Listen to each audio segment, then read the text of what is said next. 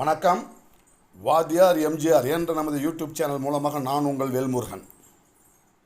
புரட்சித் தலைவர் பொன்மனச்செம்மல் எம்ஜிஆர் அவர்களும் நடிகர் திலகம் சிவாஜி கணேசனும் இணைந்து நடித்த ஒரே திரைப்படம் கூண்டுக்கிளி. கூண்டுக்கிளி திரைப்படத்தில் ஒரு அற்புதமான பாடல், இசையமைப்பாளர் KV மகாதேவன் இசையில் மயக்கும் மாலை பொழுதே நீ போ இனிக்கும் இன்ப இரவே நீ வா வா என்கின்ற ஒரு பாடல் பதிவு செய்யப்பட்டது. படத்திலே அந்த பாடலை தான் பாட வேண்டும் என்று புரட்சித் தலைவர் பொன்மனச்செம்மல் எம்ஜிஆர் அவர்கள் கேட்டுக்கொண்டார்கள்.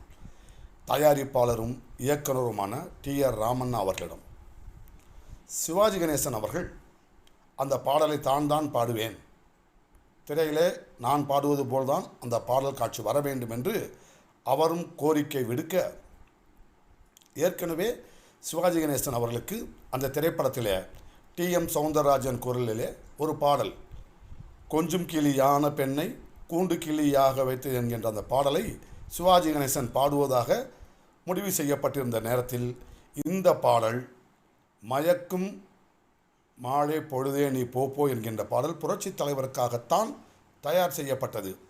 ஆனால் புரட்சித் தலைவர் எம்ஜிஆர் அவர்களும் சிவாஜி கணேசன் அவர்களும் விரும்பியதால் இருவருக்கும் அந்த பாடலை யாருக்கு தருவது என்கின்ற சிக்கல் எழுந்த நேரத்திலே அந்த பாடலையே அந்த திரைப்படத்தில் பயன்படுத்துவதை விட்டுவிட்டார் இயக்குனரும் தயாரிப்பாளருமான TR ராமண்ணா அவர்கள்.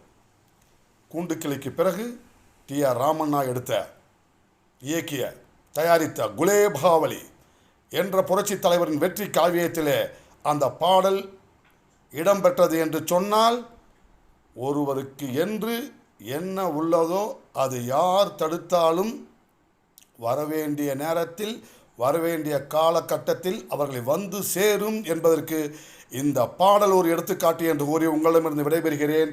நன்றி, வணக்கம். வாழ்க தமிழ், வெல்லட்டும் தமிழ்.